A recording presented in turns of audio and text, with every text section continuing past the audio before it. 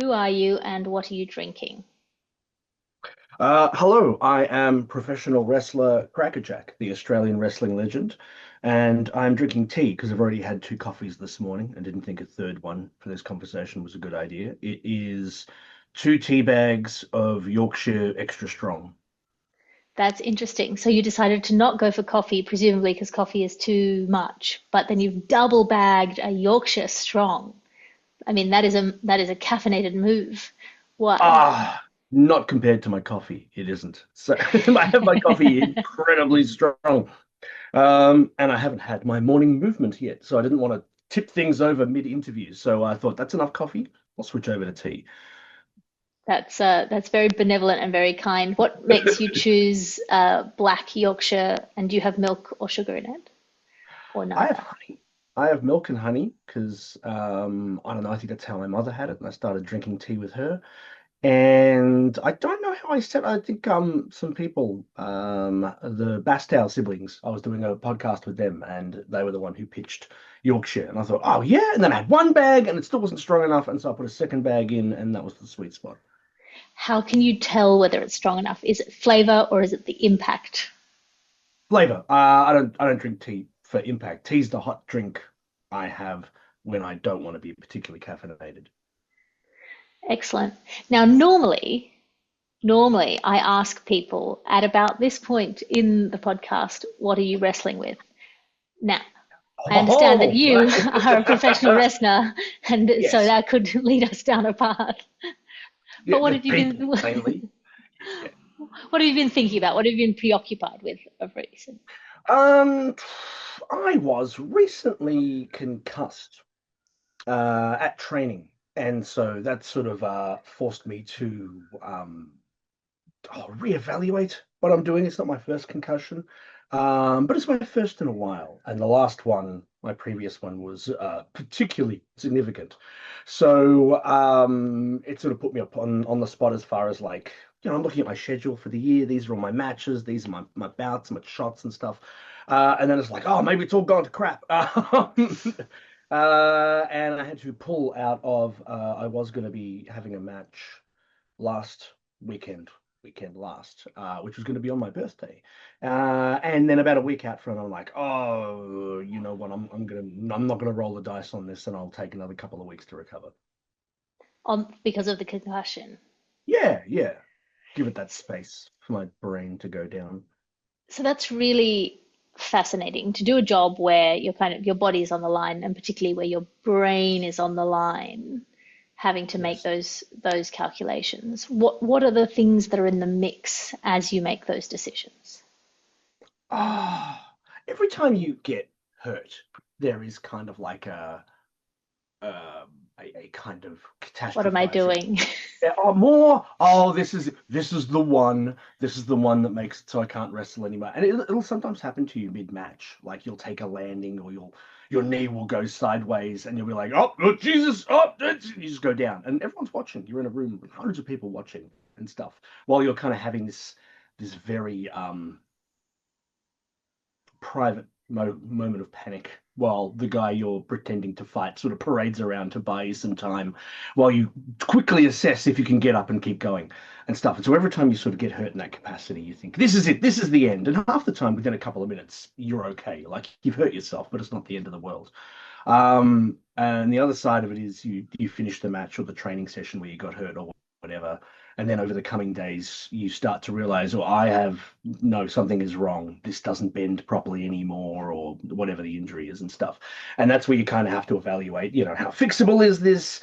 Is it the end? I think every time anyone gets hurt, they kind of should I wrap it up at that point? And the older you get, the harder it is to sort of be like, no, this is definitely a good idea. I should keep doing this. So yeah, that kind of happens every time. That's interesting. I genuinely can draw an analogy to my own life here, which is that I have recently had one child, and then before that I had a child, and that is functionally a roll of the dice on acquired brain injury. Now, Yes.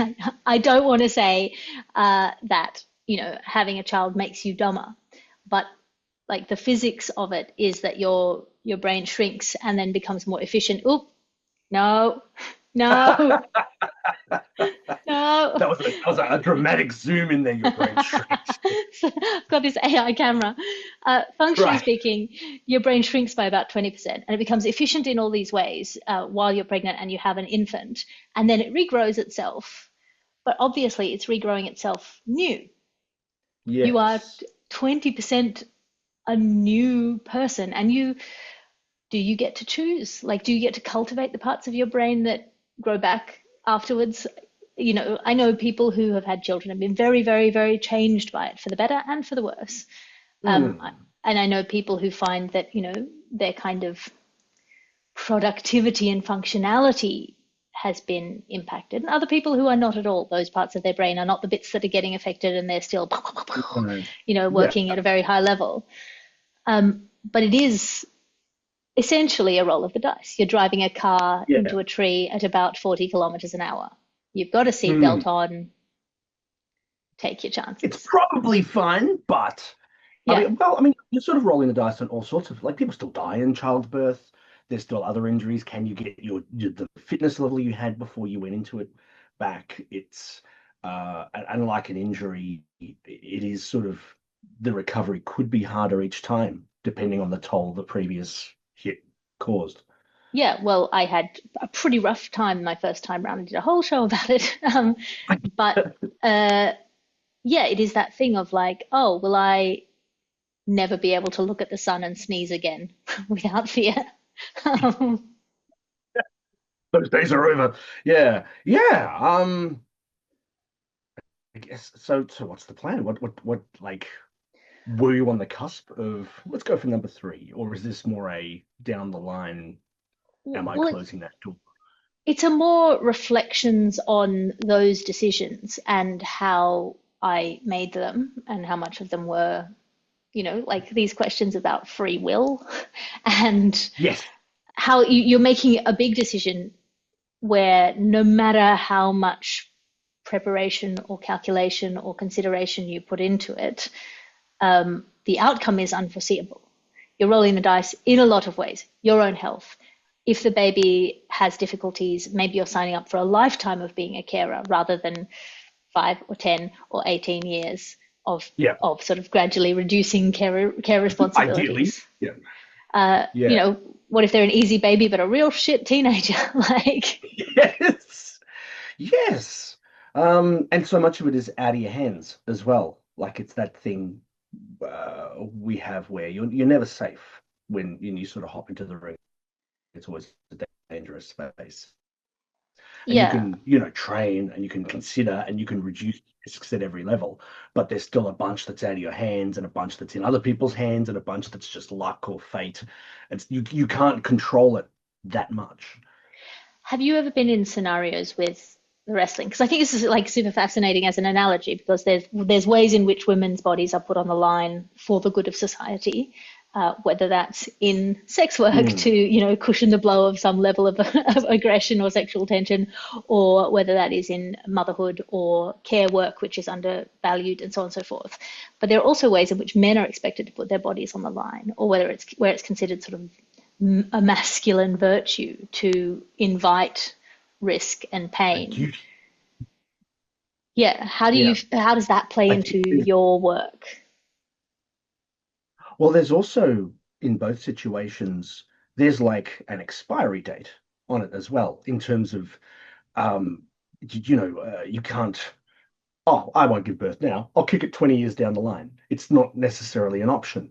And with wrestling, it is kind of like that too. And every time you sort of take a break, it's like good for you in the moment, but then you're looking at coming back, you're just healing slower as you're older and stuff like that. And so every time I have been hurt or taken a break and decided to come back, it's the weighing up of the risks, but also it only gets more risky the longer I leave it. Like I was forcibly retired for 4 years at the end of 2017, and I was meant to come back sooner, but then I got a permanent brain injury in that retirement match in 2017. So I had to do all sorts of rehab to come back from that. And then as I'm getting ready to come back from that, I was playing a wrestler on a film set and I obliterated my left knee, like just destroyed it, destroyed the ACL, everything sort of around it. Had to have surgery on that. And that got me another year's worth of rehab. And then I'm ready to come back, and then COVID hit and stuff. And so I wasn't back in the ring until I was like 41 or 42. And that's not old for a wrestler, but it's certainly older for a wrestler. So I think there's a bit of a risk calculation, but also there's the ticking of the clock, and that none of it gets easier. And I'm assuming that's sort of something potential mothers and remothers have to go through as well. It's that sort of, if I give myself more time, I can get more ready, but then you're kind of pushing all the timelines back and it just gets harder and harder. You're parenting a teenager in your 50s or something like that. Yeah, yeah. I mean, that is a lot of people are putting off having children until they feel financially ready or until they are financially ready, which are two separate things. Yes. Uh, And then obviously you have more patience but less energy. So the idea is that sort of traditionally in the like biological trad way, you're meant to have your children at an age where you're hitting menopause about the time that they are hitting mid to late teenagehood, which is the point at Right. which their bodies are going, get the fuck out. Ride off with that man on his motorcycle and breed. Right. Their Yep. Yep. everything in their bodies is saying your parents are stupid, get away from them, go spread your seed, right? Mm. Vary the bloodstreams. But now people are having children towards the end of their fertility. So they are Yeah. hitting menopause at about the time that their children are quite young. And one of the things about menopause that it tends to do is you give fewer fucks, you care less. The This is when hormones you that are care like the buck. nurturing and putting up with shit, Yeah. fuck off. Um, Right. Ah. so Yeah. if that's falling when your children are teenagers, that's like all to the good. You're like, yeah, fuck off then. I agree. You should leave. Yeah, yeah, Yeah. yeah. Yeah. Yeah. But actually, maybe it's a completely different picture now, and whether that's to the good or the bad.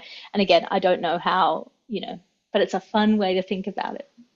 Yeah, yeah. It's hard, like the physical things in general, and the kind of intersection between sort of the height of your physical capacity and how that often doesn't align with the height of your mental capacity. The maturity to understand why your kids are acting up and being difficult and things like that, that maybe a young parent doesn't have. But on the other hand, you're full of beans. And it is kind of the same with wrestling, where there's this kind of sweet spot in your best case scenario, mid 30s, where you really know what the hell you're doing in the ring as a performer and an entertainer, and also a business person operating in this space. But you can still go and you're kind of at your physical peak. And then these windows kind of pass each other, and you end up sort of at the height of your powers mentally in terms of being able to construct and perform and create exciting stories and stuff. But your body is, sometimes rapidly starting to fall apart, or some bits are okay, but then suddenly you have no knees. And it's like, all right, cool. Now I need to use how can I still be entertaining and relevant when I can't bend my knees? Okay, okay. And then it just peters out. And unless you get hit with dementia or something, you have this incredible brain for wrestling and a body that is incapable of executing it. And that's immensely frustrating. So I mean, as a young wrestler coming in, are you advised to have like a retirement plan, a get out plan? How do you future proof as much as possible Um, this inevitable decline? Yeah, a couple of different ways. So I do a lot of teaching and mentoring and stuff like that. And so one thing I sort of look to early on is kind of, what do you want out of wrestling? Like, we've had people come through, our Melbourne wrestling scene and our Australian territory, and they were at WrestleMania in Vegas on the weekend in front of 100,000 people and millions around the world. That's a viable end goal for an Australian wrestler that didn't exist 20 years ago, when things were less global and the other side of the world really was the other side of the world. So you can come in and that's your goal. And then it's sort of just making sure every step you take is getting you closer to that. For some people, they don't, they're not born for the mainstream. They don't necessarily want to be a part of a big corporate entertainment machine like that. They just want to do their craft and stuff. And so then it's, maybe this could be your WrestleMania, or you could carve out a local territory or just create a body of work you like. In which case, either way, there's still this idea of sustainability, because when kids are young and full of beans, they want to do the most amazing, death-defying stunts. And it's really cool, but incredibly dangerous. And so I've known so many wrestlers who only made it like 2 or 3 years in and then tried a triple backflip off a ladder through 5 panes of glass onto 10 people and crippled themselves. And that's it. They're done. They're out and stuff. So, but it's very hard when you're young to sort of knowingly put the brakes on because you're like, yeah, I want to do all the cool stuff. Um, and we do a lot of, slow down, make more out of less, register the fictional damage of what you're taking more and make a bigger deal out of it rather than piling stunt upon stunt upon stunt. Um, but that's challenging as well because I think entertainment in general has become a lot more kapow, kapow, kapow, kapow, frenetic, fast cuts, high energy, and such. And so it's not necessarily as easy a sell to be like, watch two guys trade headlocks slowly for 25 minutes before building to a dramatic crescendo. We want like pow, pow, pow. We want to swipe if it's not fast enough and stuff. And so that's quite challenging as well, in terms of preventing young guys from crippling themselves in the ring. So, like to return to slightly more what we were talking about before, but I think it's relevant to this. Entertainment is sort of effectively enough a feminine or feminized kind of space, I think. Acting and performing and dancing, Drama which is a lot class, of, that sort of stuff, yeah. yeah. Um, Fighting is very masculinized. And that kind of sort of expression of masculine form that is so like fundamental to wrestling. And then Mm. also in the ring, you are tasked with looking after the person who is in the ring with you, which is a very kind of nurturing thing. Do those things come against each other? How do they play with one another? Um, oh, like, firstly, I think those kind of separations are muddied by the fact that there are so many women who wrestle. Australia's most successful wrestling exports are women. And Why do you think so, that is? um, I'm not sure. I think some of it's luck. And some of the women who've been signed have been like remarkable physical specimens as well. And that is a bit of a luck of the draw. And I think Australian wrestlers often, you know, oh, it's hard to not unpack 80 years of history of the craft and stuff like that in this country. But without getting too deep into it, I think if you're 6'5" and you're a big strapping young man in this country, of all the ways you could make bank from those gifts, wrestling doesn't rate very highly in this country. Like you could be a great wrestler, you could work really hard and then travel overseas and get signed and make it to the big leagues. But a guy like that's probably more likely to end up playing basketball or football or league or something like that, or some other sort of athletic pursuit where it's a bit more supported in this country. I always say Australia loves its sport and hates its art, and that extends to its sports, its athletes, and its artists. And pro wrestling kind of lies orphaned at the intersection of art and sport, kind of rejected by both. So if you have phenomenal physical gifts, you're more likely to try something else in this country. And if you're an amazing artist, you're more likely to try something else in another country. Um, but I think we've been very lucky in some ways. There's such a small pool of women who try out to become wrestlers that they end up integrated and wrestling all the guys and stuff. And so they end up maybe more rounded wrestlers for that. And quite tough. But I also think they've just got incredible hustle, and that's why so many of them sort of go overseas and get signed. I think in terms of the sort of the nurturing and the caring side of things, because wrestling's competitive, like any other art form is competitive in that we're all looking for the good spot and we all want to be the star and we all want to be number one and we want to have the best moments and stuff. And so there's the kind of competition that manifests itself both in amazing performances and people leaving everything they have in themselves out there, but also in kind of like the the meta elements of the game in terms of the social political maneuverings and stuff like that that can get you a better spot, a la any other art, networking, that sort of stuff. So it's competitive in that sense, but it's not competitive in that when I'm in the ring, I'm trying to win and genuinely hold the other person down for 3 seconds.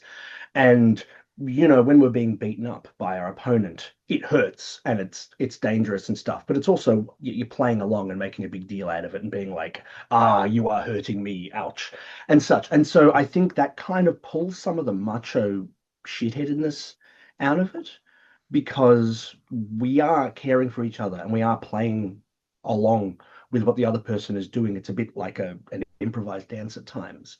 So I think that there's a lot of aggression in what we do. And, if you hold back and you're too tentative about worrying about hurting the other person, it'll just look like crap. It won't look convincing. But that care for your opponent and that safety is so built in that it doesn't feel like a masculine or feminine paradigm or anything like that. It's just part of the craft is to be safe, to protect your own body and protect your opponent's body. And when you work with someone else, they hand you their body to take care of. There's, a lot of parallels between wrestling and various elements of sex work because there's this kind of miasma of consent that needs to surround everything because you are trusting someone else with your body. And you have to have that conversation beforehand. There's a fair bit that's implicit just through being a practitioner of the craft. Like you spend a lot of time just learning how to do it. Like usually it's pretty standard to train for, months to a year or so before you have your first match. And it's like a combination of turning a bunch of physical movements into muscle memory. So you don't have to have them like occupying your RAM while you're like, if you're trying to remember lines, so to speak, and the plan and remember to perform and emote and even just remember the complex sequence of what you've planned out there in performance.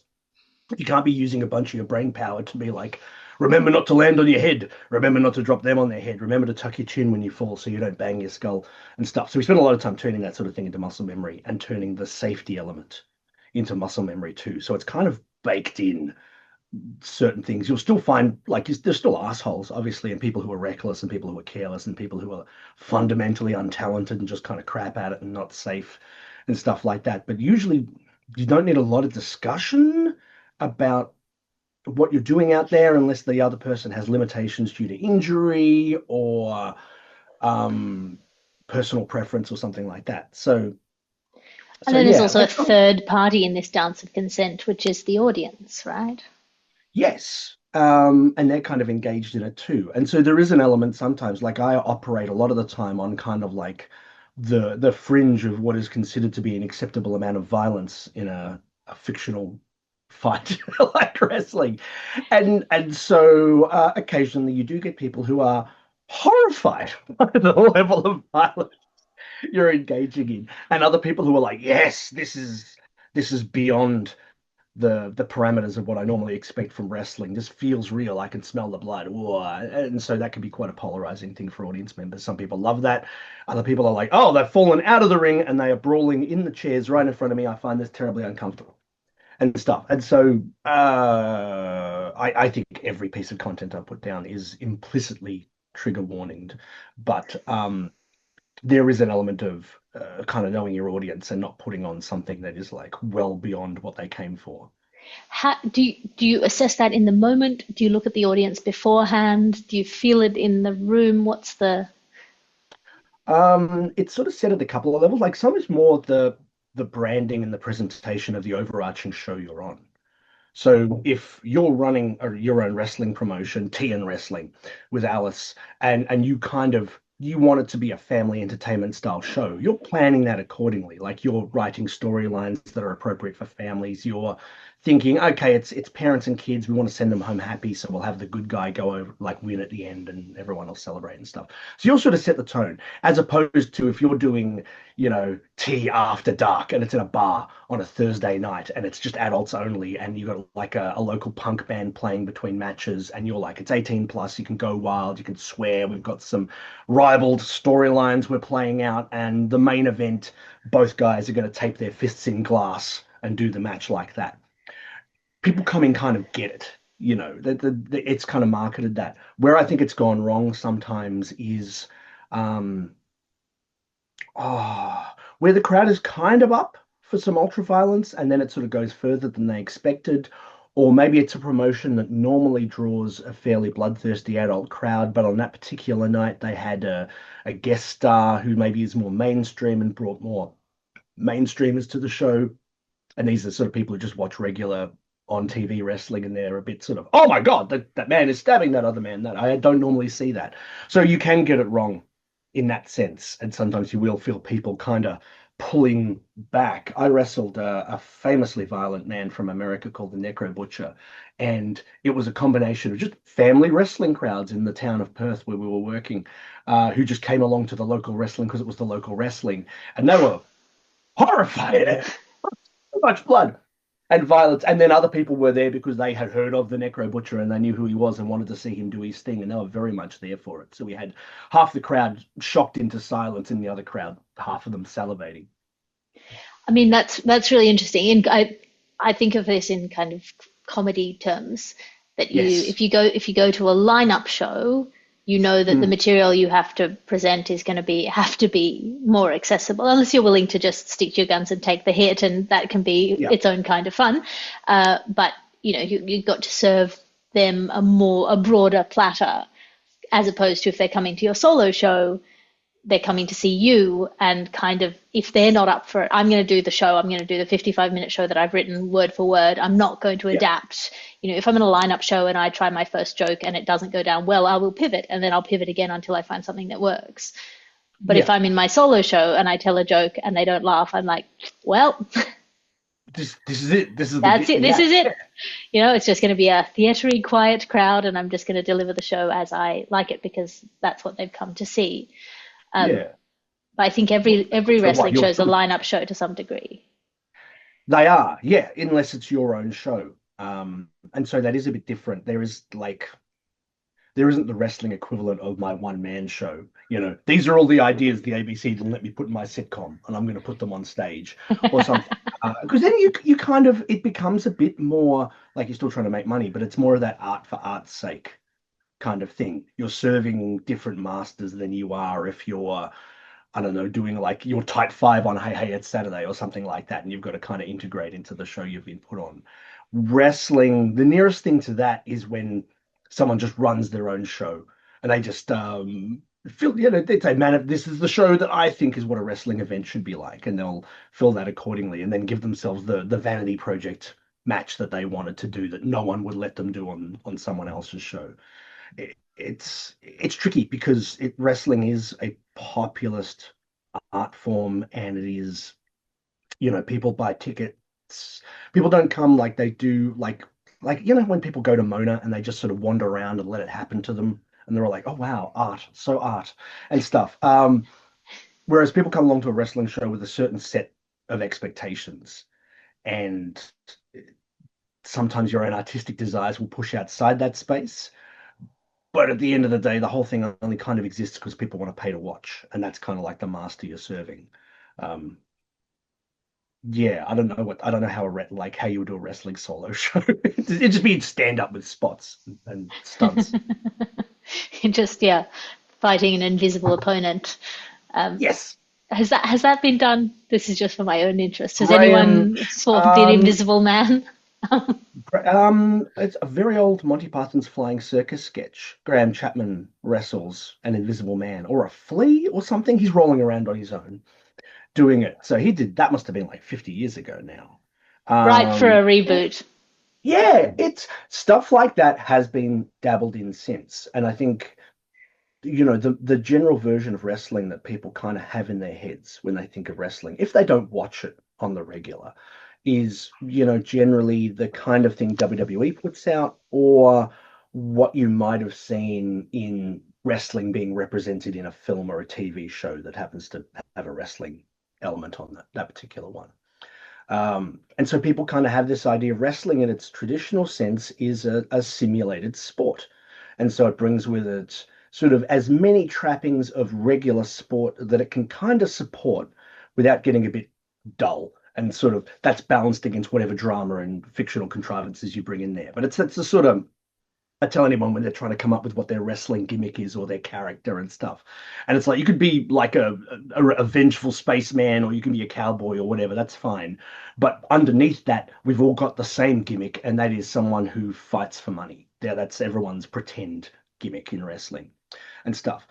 But wrestling doesn't necessarily have to adhere to those conventions to be wrestling. And there's all sorts of fringe shows where people, dress up as army ants or Power Rangers, or it's much more fantastical elements. Or there was a tour by a bunch of guys from the UK called Mythos, where they were sort of telling um, old mythological tales, but through the physical storytelling of pro wrestling. And there've been people who've wrestled inflatable dolls and it's fighting back and stuff like that. So it can be really silly, and it's sort of like in universe these are the rules and that's okay. But you couldn't necessarily take someone fighting an invisible man and then put it on a show, the same event that's got a bunch of pretend serious sporting encounters, because I think the rules of the universe would kind of confound themselves. I mean, that is super fascinating. I had a show called Mythos, so I'm delighted to hear that there was a Oh, wrestling show called fantastic. Yeah. Mythos. Yeah, yeah. They just finished touring last year, I think.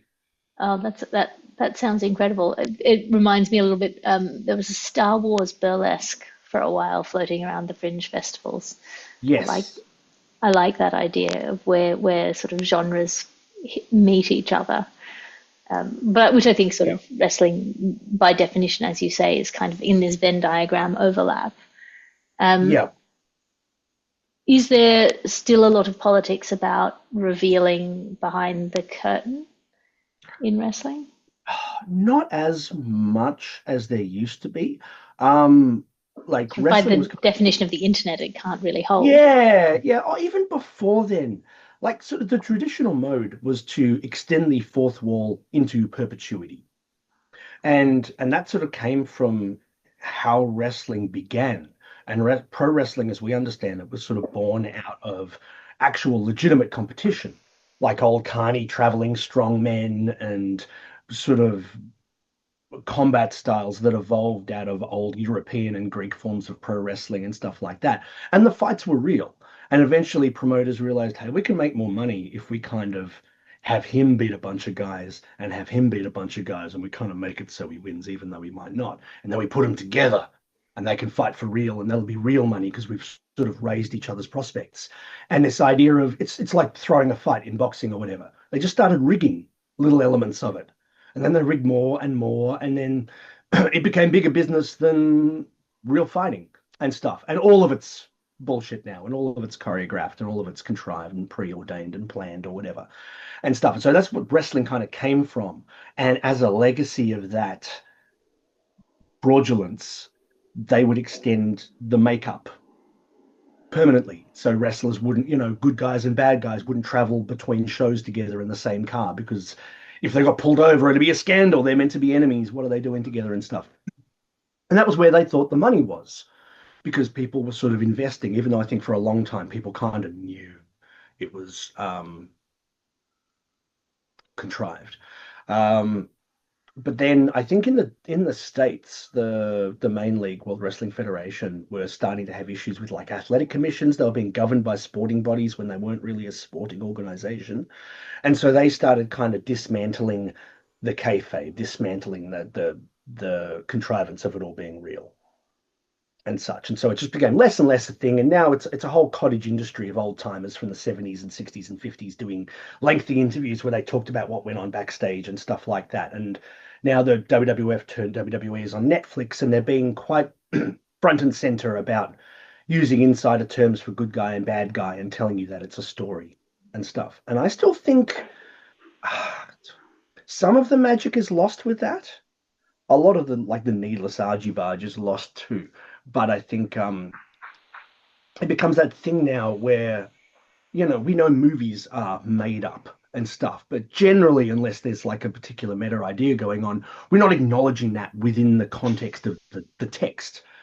And I think wrestling likes to kind of play with those real world acknowledgements during the text. And I think sometimes it can be very powerful if people are like, that jab that he just took at that person has extra meaning because I know the personal details.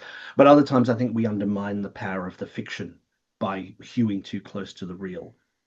And Yeah. it can compromise investment, I think, if there's too much real going on. Well, and also it will incentivize then a second layer of falsehood because anything, the anything observed is changed by the observation, and any metric then immediately is gamed because you realize that's the thing. So if people are investing in the character who you are in real life behind the character, so if you're a Yeah. nice guy playing a villain, then you have to Mm. perform nice guyhood as well as performing villainy, and then you have to be pretending to be a nice guy, pretending to be a villain on those days where, as a real person, you're actually that nicer guy, even if overall, in general, it's sort of mostly true about you. In that day, in Yeah. that moment with a camera in your face, it might not be true, but then you Yeah. have Yeah. that Oh, I thought it was pressure. supposed to be nice. They told me to piss off at the airport. Yeah. It's exhausting. So much of the way wrestling is consumed. It's in some ways it was ahead of, say, a lot of the what's going on behind the scenes, what are the plans, discourse that kind of surrounds like Star Wars movies and the MCU and stuff like that. There's so much interest in, oh, this director's left the project and oh, studio interference and just all that kind of discourse almost swallows up the fiction a lot of the times. And wrestling predated the internet in terms of a lot of that discourse through something called dirt sheets, which would just be individuals who followed the shows like zines proliferated across America and around the world and stuff, talking about the behind the scenes things. But it would be furiously denied within the text of the promotions that were running. Whereas now I think they leverage and exploit that understanding of, oh, will CM Punk win the belt this weekend? Except I know that his contract comes up and he's been talking about wanting to go to the competition. So that's a layer of, it's not just good guy versus bad guy and who's going to win because of the elements of the characters. It's also this, again, meta reading of what's going on behind the scenes. And I think on one level it makes it interesting, but on the other level, I think it's terrible for immersion and an investment in the fiction and stuff. And so I think sometimes we get a bit, I don't know, like focused on the wrong thing. Like we're meant to be telling stories and creating fiction and being entertaining and stuff. I don't necessarily want people to know my dirty laundry behind the scenes. I think there's money in that. Yeah, fair enough. Well, I will wrap up now. Thank you. And is there anything that you really want people to go away from this conversation, turning their minds to or thinking about? Um, yes, wrestling at its worst is terrible, and if you've seen any of that, I don't blame you for not wanting to rush out and watch more. But wrestling at its best is a remarkable art form, and it's happening everywhere. It's like that thing where you're only like 5 meters from a spider at any given time. You're probably only 20 minutes away from a wrestling show, no matter where you are in this country. We have wrestling in a giant tin shed in Darwin, like it's everywhere. Um, and some of it is atrocious, but there's a lot of really awesome stuff. And especially people who do enjoy WrestleMania on the big screen and checking out the WWE and New Japan and all that sort of stuff. The stars you will see there are coming up right now on your local indie show. So if you've even a passing interest in the craft or the art form, check it out. Excellent. And is there anything that you want to plug?